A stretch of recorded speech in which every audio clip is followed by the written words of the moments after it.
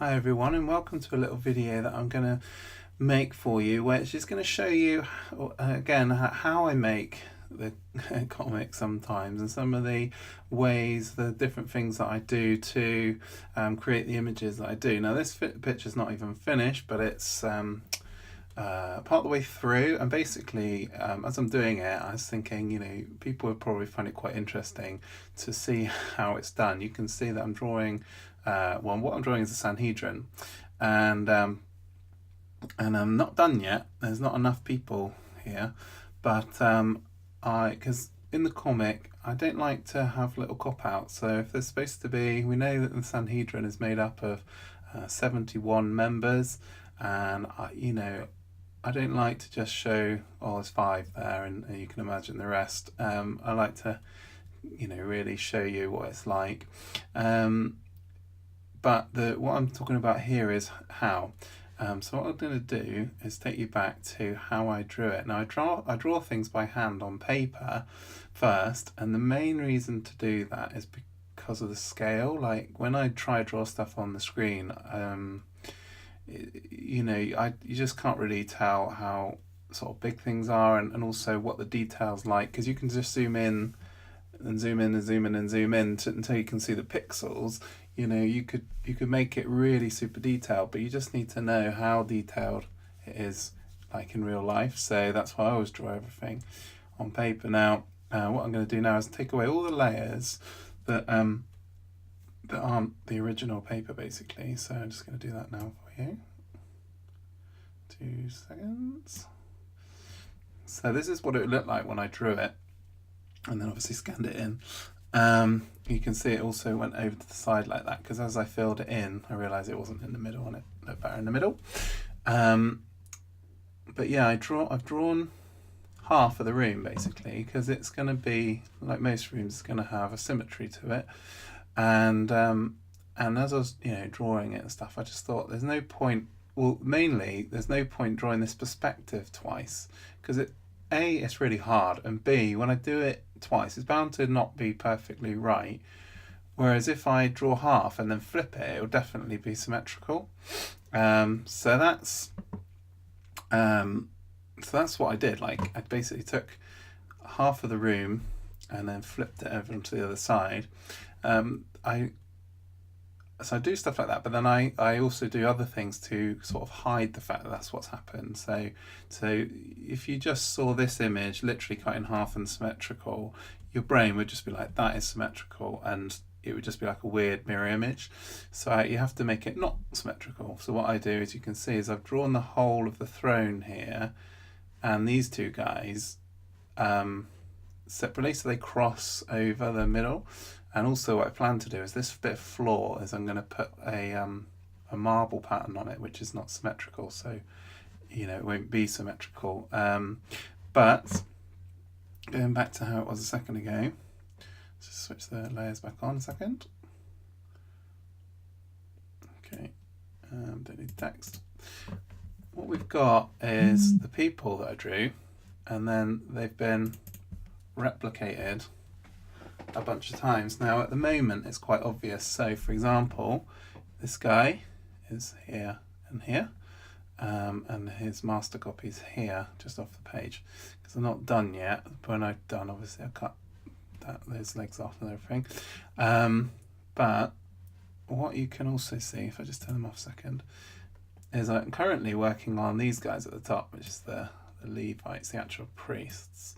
All these guys down here are Pharisees. All these guys next to the throne are the actual Levite priests.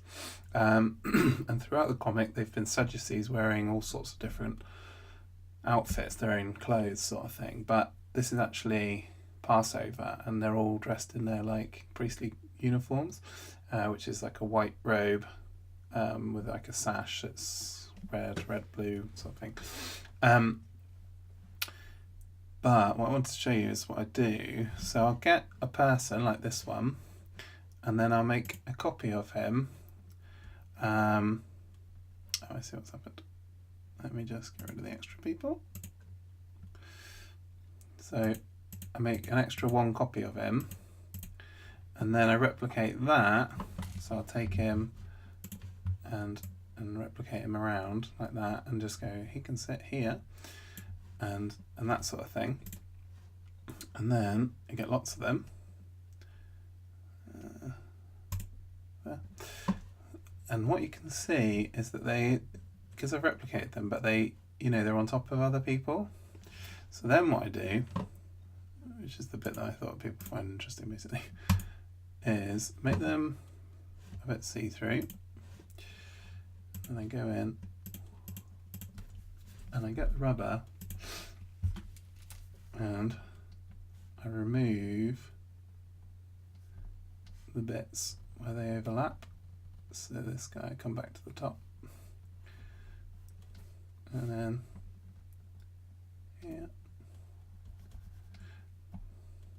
and that, like that. There we go. But well, in this case, this guy is in front of him. But if this guy was bit slightly over, maybe we would see his feet there would overlap this guy, and then I keep this bit. But in this case, it's not. It's too far behind. So then you get rid of that. And what a couple of things happen. So you've got a nice dude there now behind, and he looks right. And then if I turn it back up to full, it's like that. And then what I'm going to do at the end, I haven't got to this bit yet, but I'll show you what I'm going to do. Basically, I'm going to make another layer. Oops. And then where the people have got the same face, like you'd be like, that is the same guy. I'm just going to go around and just change their faces a little bit, like, and just make them look a bit different, give them a different beard, and that sort of thing. They don't have to look amazingly different. It's just, all it's got to do is get the eye to not pick up that it's the same person like instantly. It doesn't matter to me if people like pore over it looking and thinking, oh yeah, that person's torso is in the same position as that person's torso. But because there's enough of him covered up, so like these two are the same, right? But you can see all of this guy's body. And this guy, you can only see this bit. And now he's got a different sort of face. And then it's more than just having a different face. It's like, how is their body interacting with other people? So he might have somebody crushed in next to him, and then have somebody not very close on that side, whereas that replicant of him has somebody close on that side, not on that side. And it just means, again, that your eye, especially because obviously it's supposed to be small like that, doesn't pick up that that's the same person as that person. And the other thing you might notice about that one is that I rotated him slightly as well. So he's sort of leaning forward a little bit and he's still leaning back. And basically that's how I'm doing it. The other thing you might notice is Jesus changed position because I decided the position I drew him in originally wasn't right for what he was trying to say, what he was saying. But yeah, I'm going to carry on now and replicate a whole bunch more until there's 71 of them, and then I'm going to go around and draw not everybody a new face, but I'm going to draw a whole bunch of different beards and stuff. And also what will be fun is bringing in some of the characters who we've actually seen before, some of the Pharisees and Sadducees who have spoken before and challenged Jesus, and Jesus had a confrontation with.